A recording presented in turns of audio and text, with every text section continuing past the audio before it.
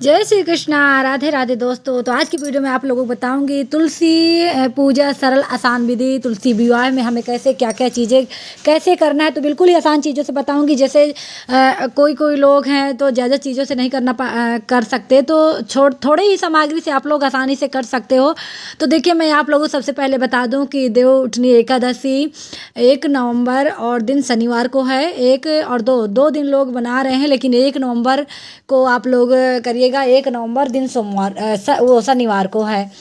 तो देखिए, सबसे पहले हमें इसकी पूजा करने के लिए हमें तुलसी का पौधा ज़रूर है। कार्तिक मास में मनाई जाती है। हमें ये तुलसी का पौधा ज़रूर से ज़रूर हमारे पास होना चाहिए।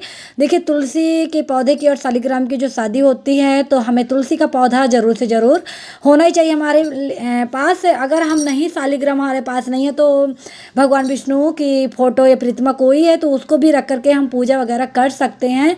अगर उनकी भी फोटो नहीं है तो फिर हम सुपारी के रूप में भी पूजा कर सकते हैं। ठीक है, परेशान होने की जरूरत नहीं। जो चीज़ें हैं आप उनसे आसानी से कर लीजिएगा।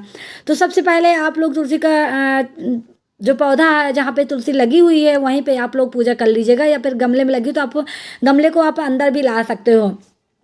तो देखिए, आप लोगों को चौकी बना लेना है। इस पाटे में आप लोगों को भगवान विष्णु की प्रतिमा रख देनी है। उसके पास आप लोगों को अगर मिल जाए आप लोगों को शालिग्राम की मतलब मूर्ति, तो आप लोग वो रख लीजिएगा। आप लोग पत्थर के रूप में भी आप लोग उनको रख के पूजा कर सकते हो। अगर आपके पास शालिग्राम का ऐसा नहीं है तो आप लोग पत्थर के रूप में भी शालिग्राम को पूजा कर सकते हो। इस तरह से फिर आप लोगों को कलश जरूर बनाना है, क्योंकि कलश में कहते हैं सभी देवी देवताओं का वास होता है। तो कलश आप लोग जरूर से जरूर बना लीजिएगा।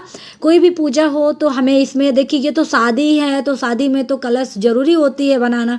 तो इसमें कलश आप लोग जरूर बनाइएगा। अगर नहीं पा रहे हैं तो फिर कोई बात नहीं, साधारण से भी पूजा आप कर सकते हो। फिर इस तरह से आप लोग चौक बना लीजिए, स्वास्तिक बना लीजिए। हल्दी आप लोग जरूर चढ़ाइएगा तुलसी मैया को, और शालिग्राम को हल्दी चढ़ाना बहुत ही शुभ है, क्योंकि जो विष्णु भगवान है उनको पीले चीज़ें बहुत ही शुभ मानी जाती हैं। तो आप लोग हल्दी है, आप पीली रोली है, यानी धागा जो भी है, तो पीला ही आप लोग चढ़ाइएगा तुलसी मैया को और विष्णु भगवान को, शालिग्राम को। सारी चीज़ें कलावा के रूप में पीले ही जरूर से जरूर चढ़ाइएगा। इसके बाद आप लोगों को देखिए, विष्णु भगवान को भी हल्दी आप लोगों को लगा देना है। चंदन लगा दीजिए, पीला हल्दी लगा दीजिए। इस तरह से सारी चीज़ें आप लोगों को लगा देना है। और देख लीजिए, ये वाली फ़ोटो आप लोग रख लीजिएगा भगवान विष्णु की। और नहीं है तो मैंने बताया, आप लोगों को सुपारी के रूप में कर सकते हो। मंडप आप के गन्ने से बना सकते हो या फिर केले के पत्ते से बना सकते हो। दोनों से भी हम मंडप बना सकते हैं। दोनों चीज़ें ही शुभ होती हैं। और माला आप लोग 2 ले लीजिएगा। नहीं ले पा रहे हैं तो आप लोग फूल भी चढ़ा दीजिएगा। ठीक है, ऐसे वो नहीं है कि हम माला ही ज़रूरी है, आप साधारण से भी पूजा कर सकते हो। शादी अगर नहीं कराना, तो शादी कराना है तो फिर उसमें माला ज़रूरी होगा, क्योंकि देखिए पहले हल्दी की रस्म होती है। तो हम हल्दी लगाएंगे तुलसी मैया को, भगवान विष्णु को। उसके बाद 5 बार हम भगवान विष्णु को लगाएंगे, 5 बार हम तुलसी मैया को लगाएंगे, अगर हल्दी की रस्म होगी। उसके बाद फिर जयमाला होगा, तो जयमाल के लिए हमें माला ज़रूरी होनी चाहिए। तो यहाँ पे मैं शादी नहीं करा रही, एक साधारण ऐसे ही सरल आसान पूजा कर रही हूँ। आप लोग देख लीजिएगा। और अच्छी लगी वीडियो को तो लाइक भी करिएगा, शेयर करिएगा, चैनल को भी सब्सक्राइब करिएगा। तो ऐसे में साधारण सी पूजा कर रही हूँ। और देखिए, कोई भी पूजा हो तो हमें गणेश जी की पूजा के बगैर सारी पूजा अधूरी है, इसलिए हमें गणेश जी की पूजा भी जरूर से ज़रूर करना है। तो जो भी आपके पास है, आप लोग गणेश जी की मूर्ति स्थापित कर दीजिएगा। अगर नहीं है तो आप लोग सुपारी के रूप में भी आप लोग उनको रख सकते हो। तो इस तरह से मैंने यहाँ पे गणेश जी बैठा दिए जो मेरे पास हैं, और कलश बना लिया। और देखिए, पीले कपड़े मैंने यहाँ पे बिछाया हुआ है।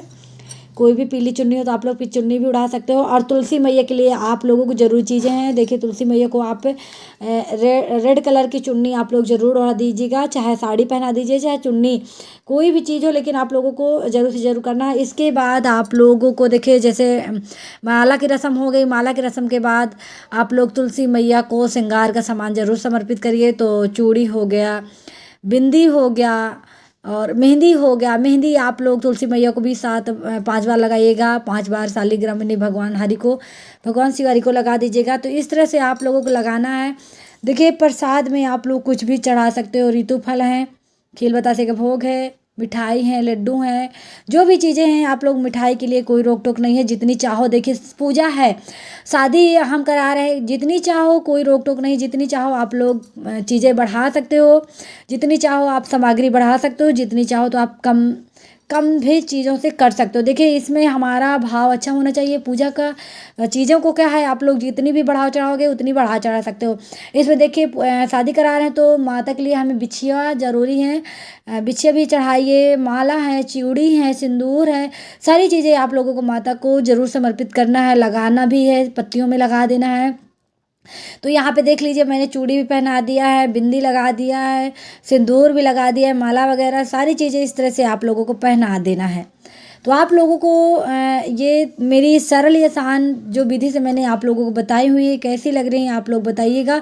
और बिल्कुल ही सरल आसान तरीके से आप लोगों को पूजा कर लेनी है। पूजा के बाद आप लोगों को देखिए दीपक ज़रूर जलाना है पूजा में। और दीपक जलाने के बाद आप लोगों को भोग वगैरह की चीज़ें तो देखिए चढ़ानी ही है, लेकिन जब पूजा हो जाए आप लोगों को परिक्रमा भी 5 बार करनी है। धूप बत्ती से आप लोग आरती उतार लीजिए या फिर कपूर से आरती उतार लीजिए, जो भी चीज़ें हैं आप लोग उनसे कर लीजिएगा। बिल्कुल ही सरल आसान तरीके और चीज़ें भी मैंने दिखाई हुई है, ज़्यादा बढ़ा चढ़ा के कुछ नहीं यहाँ पे दिखाया। तो जैसा आप लोगों को ठीक लगे वैसे ही आप लोग पूजा कर लीजिएगा। शादी नहीं करा पा रहे हैं तो कोई बात नहीं, आप लोग साधारण से भी पूजा कर सकते हो। आप लोग यहाँ पे देख लीजिए मैंने आप लोगों को बिल्कुल ही सरल आसान और सिंपल विधि से सारी चीज़ें दिखाई हुई है, कुछ भी बढ़ा चढ़ा के नहीं है, ताकि सब लोग अच्छे से पूजा वगैरह कर सकें। और चुन्नी मैंने नीचे भी पहनाई थी और ऊपर से भी उड़ा दी थी, तो इस तरह से मेरी चुन्नी गिर गई नीचे। हवा चल रही है फ्रेंड, हमारे इधर मौसम थोड़ी ख़राब चला क्योंकि बारिश आ रही है ना, तो बारिश की वजह से मौसम थोड़े सही नहीं है, हवा चल रही है। दीपक भी नहीं सही से वो जल पा रहा क्योंकि छत में मैंने पूजा कर रही हूँ, और छत में पूजा कर रही हूँ क्योंकि तुलसी का जो गमला है बहुत भारी, तो मैंने सोचा चलो सामान लेकर के वहीं पे किए ले रही हूँ। तो आप लोग इस तरह से बिल्कुल ही सरल आसान तरीके से पूजा कर लीजिएगा।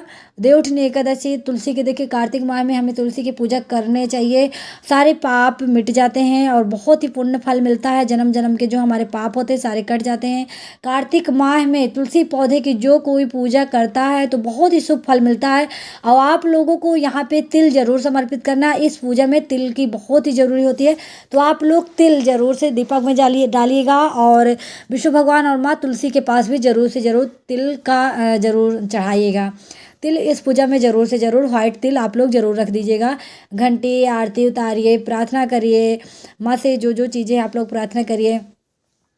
कहते हैं तुलसी मैया का पौधा साधारण कोई पौधा नहीं है, वास्तु के अनुसार बहुत ही शुभ होता है। हिंदू धर्म में हर घर आंगन में आप लोगों को ये तुलसी का पौधा मिल जाएगा।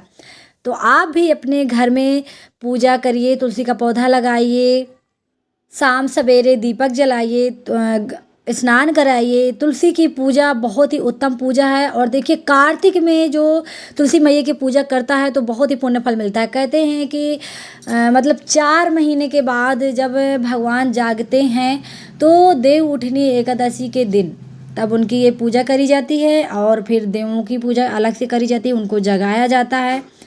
तो इस तरह से आप लोगों को पूजा अर्चना प्रार्थना कर लेनी है। वीडियो अच्छी लगी तो वीडियो को लाइक करिएगा, शेयर करिएगा, चैनल को सब्सक्राइब करिएगा। ऐसे ही वीडियो लेकर के आती रहूँगी आप लोगों के साथ। राधे राधे।